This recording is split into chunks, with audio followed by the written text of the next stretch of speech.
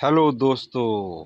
Middle east की सियासत politics में आज एक ऐसा मोड़ आ गया है जिसने पूरी दुनिया को हैरत में डाल दिया है।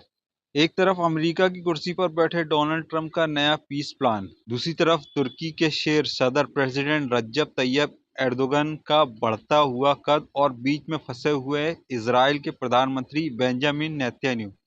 क्या नेतन्याहू अब ट्रंप और एर्दोगन के सामने बेबस हो चुके हैं?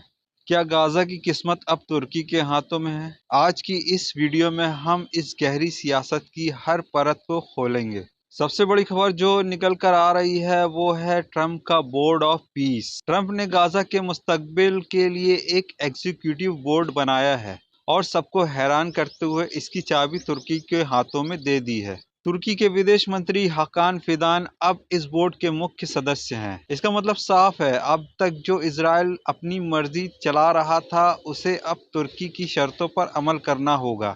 एर्दोगन ने हमेशा गाजा के मजलूमों के लिए आवाज उठाई है और अब उन्हें टेबल पर बैठने का हक मिल गया है। लेकिन कहानी यहाँ खत्म नहीं होती। ईरान में मची हलचल ने पूरे खित्ते में आग लगा रखी है। शुरुआत में नेतन्याहू चाहते थे कि अमेरिका ईरान पर हमला करे, लेकिन अब खबरें आ रही हैं कि नेतन्याहू ने दबे पांव ट्रंप से गुजारिश की है कि अभी रुक जाइए। क्यों? क्योंकि नेतन्याहू को डर है कि अगर ईरान ने पलटवार किया तो इजराइल का आयरन डोम शायद उस तबाही को ना रोक पाए। वहीं दूसरी तरफ एर्दोगन ने साफ कह दिया है कि ईरान पर हमला पूरे क्षेत्र के लिए तबाही का बाइस बनेगा। ट्रंप अब नेतन्याहू से ज्यादा एर्दोगन की बातों को तवज्जो दे रहे हैं। एक वक्त था जब अमेरिका और तुर्की के रिश्ते ठंडे पड़ गए थे, लेकिन ट्रंप की वापसी ने सब बदल दिया। ट्रंप ने नेतन्याहू के सामने खड़े होकर एर्दोगन की तारीफों के पुल बांध दिए। उन्होंने कहा एर्दोगन एक ताकतवर लीडर है और बीबी को भी उनका एहतराम करना चाहिए। यह नेतन्याहू के लिए किसी झटके से कम नहीं था।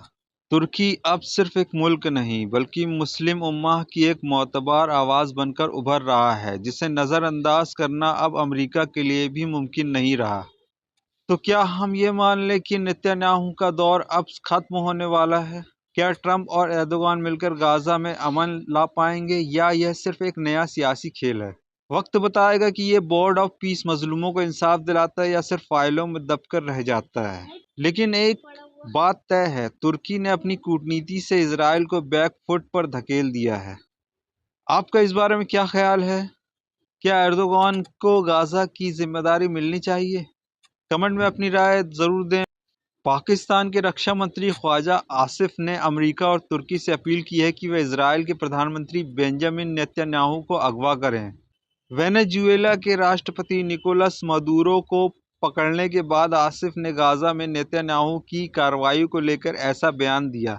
इसके बाद वह कुछ ऐसा कह बैठे कि एंकर को उन्हें बीच में रोकना पड़ा और बाद में वह ऑफ एयर कर दिए गए। ख्वाजा आसिफ ने अपने बयान से इंटरनेशनल पॉलिटिक्स में तहलका मचा दिया है। उन्होंने एक टीवी इंटरव्यू में अमेरिका और तुर्की से अपील की है कि वे इजराइल के प्रधानमंत्री बेंजामिन नेतन्याहू को अगवा करें। उनकी ये टिप्पणी अमेरिका द्वारा वेनेजुएला के राष्ट्रपति निकोलस मदुरो को पकड़ने की कार्रवाई के संदर्भ में आई।